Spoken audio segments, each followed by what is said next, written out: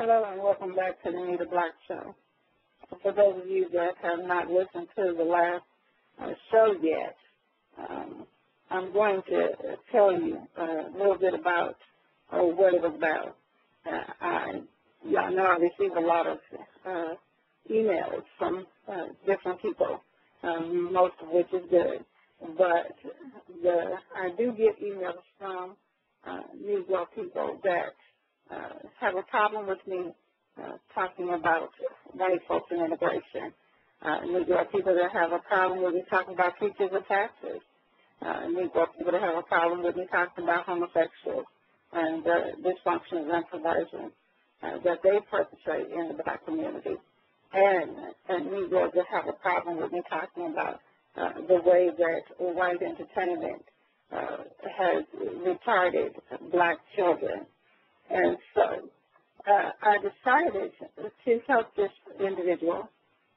He says that he looks for solutions to problems. That's what he does. And I don't want to misquote him. And so what I'm going to do is I'm going to give it to you exactly how he put it so that we can start off. I decided to do some poetry on these two shows to see if I can bring it down for him to a level that he may be able to understand. His email to me was, I have tried to listen to your program more than one time. What I find is solutions to problems is Black America. Look at what this organization did. Urban Cup Signing Day celebrates classroom achievement. What can you show that you have done? I feel that the information that you are putting is hurting our young kids, especially when you say integration was a mistake.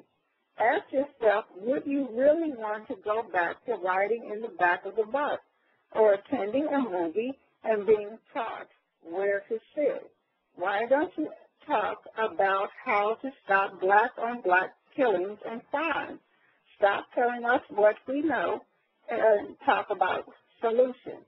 I invite you to listen to my show on Sunday and learn a different way of solving problems. Okay, that's the email he sent to me. And so, y'all know that sometimes things are sent to me and they bring out the pastor in me, and I have to address them. Normally, when I get emails, y'all know in the shows, I just go through some of the points that I answered in the email. I don't necessarily read the emails themselves. But I think that one speaks to what we as reparations organizations have to contend with when we are dealing with Negroes who actually feel like they want to deal with black problems and correct black problems without talking about how blacks got to those situations.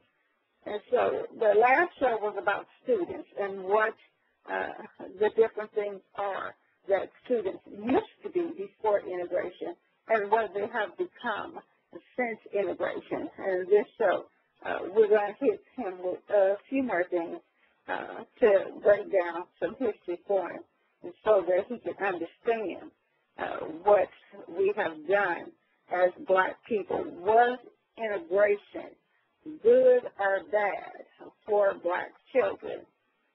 We know that before integration, black children knew their place. They knew they were to be respectful of their elders. We then in the 70s decided, and imagine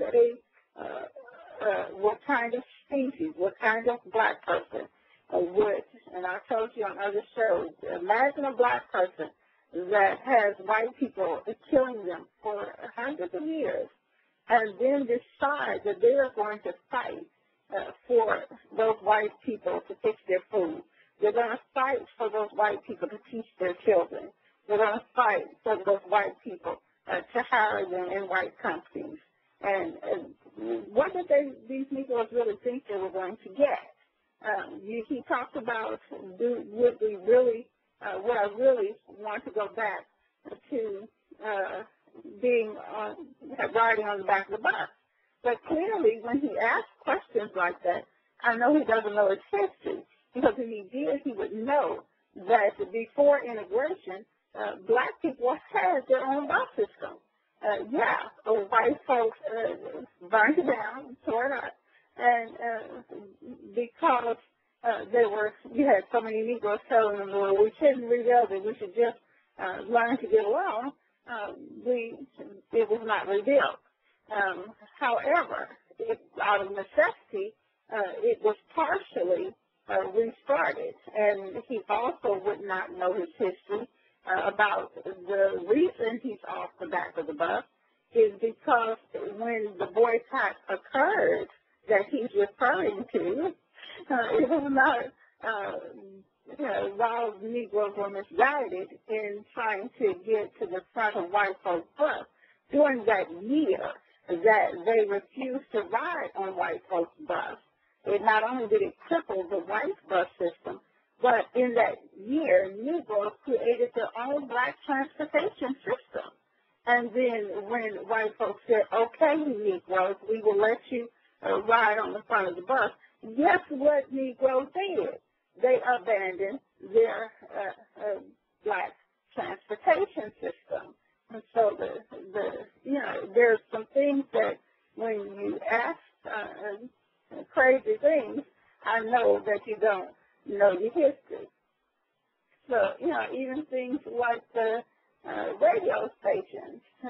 We had black folks that had radio stations for black folks to give information to black folks. And as soon as white folks said, well, okay, we'll hire a couple of Negroes over at the white radio station. Integration, black folks once again abandoned what they had and decided to go over and enjoy their new civil rights with white folks that still treated them and their children like second-class citizens.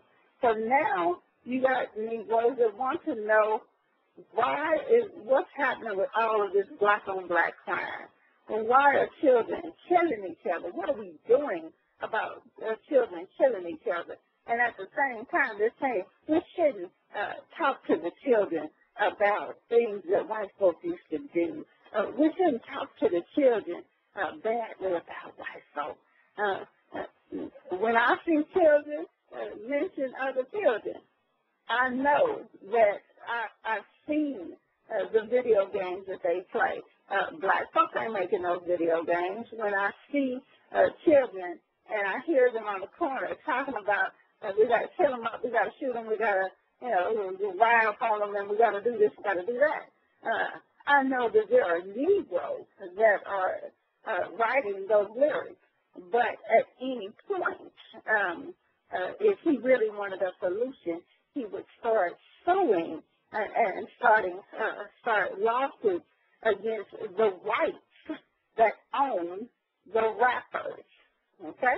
So if you're going to talk about the rappers, how many churches let rappers come and sing on Sunday, knowing the things that they do Monday through Saturday? And so, we're talking about some people that are, out there talking about all the cozy things that black folks do to save 10, 20, or 100 children. But they don't want to talk about the things that they're doing that is costing the lives of thousands and thousands of children because they are doing the opposite thing and wanting to deal with Negro problems, but still want to play up to white folks. Okay, so he should have known when he came to this particular show. You only have to listen to one of my shows to know how I am when it comes to dealing with Negroes to try to defend white folks that used to kill my people that have slaughtered both sides of my families, my original black Indian native families, and those that were forcibly brought here from Africa, from Ireland. There's a lot of history in historians' head. And when Negroes ask stupid questions, instead of you just, people say, well, give them a stupid answer. No, I'm going to give you some history. So history is not something you have to debate. History is in stone. And all you got to do is take yourself and look at some history to see what you're doing wrong, what mistakes you made. If you want to close your eyes, close your ears, and put your hand over your mouth, that's your business. But when you come to the NEETTA Black Show, you're going to have to hear a little something. So let's see what we got else. What else we got for them? All right, we deal with our elders. We are lost. Let's talk about how you can tell about a person. This one is called You Can Tell a Lot. You can tell a lot about a culture by the way its people act. You can tell a lot about a kingdom by the way its people act. You can tell a lot about a country by the way its people act. You can tell a lot about a government by the way its people act. You can tell a lot about a president by the way his people act. You can tell a lot about a governor by the way his people act.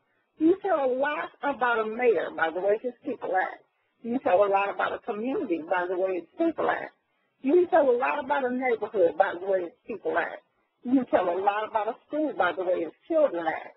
You can tell a lot about a principal by the way his children act. You can tell a lot about a teacher by the way his children act. You can tell a lot about a father by the way his children act. You can tell a lot about a religion by the way its people act. You can tell a lot about a church by the way its congregation acts. You can tell a lot about a leader by the way their people act.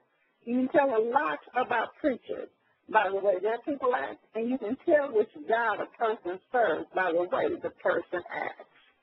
All right, so we constantly trying to tell black folks that God didn't, just imagine, if you will, that black kingdoms were set up with a clear understanding of nature and God, the Creator.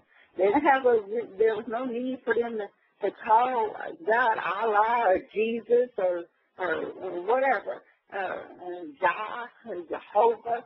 There was no need for that. He was the creator of all things. And now you've got these kingdoms set up. And you know that there's going to be, if there's got to be evil somewhere lurking around. And so imagine that black folks,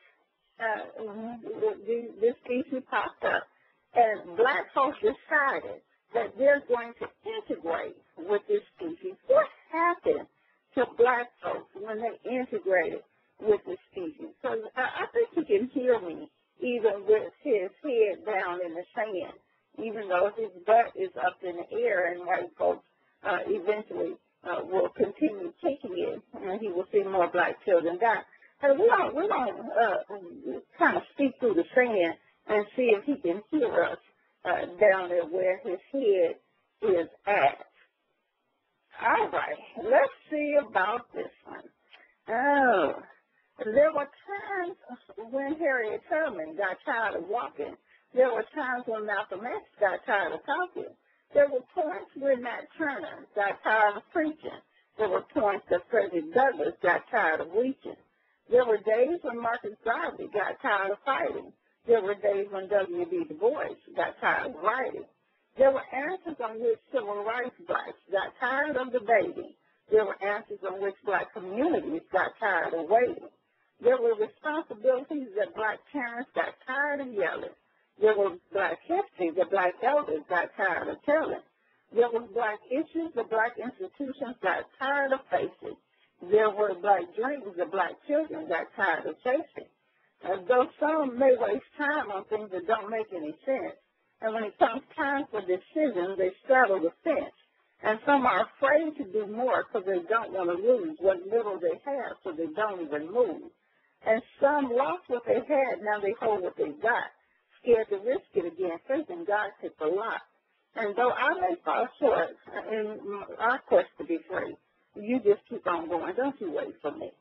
So when I'm talking to Negro folks that's scared to go back to lynchings, at some point, if you decide to fight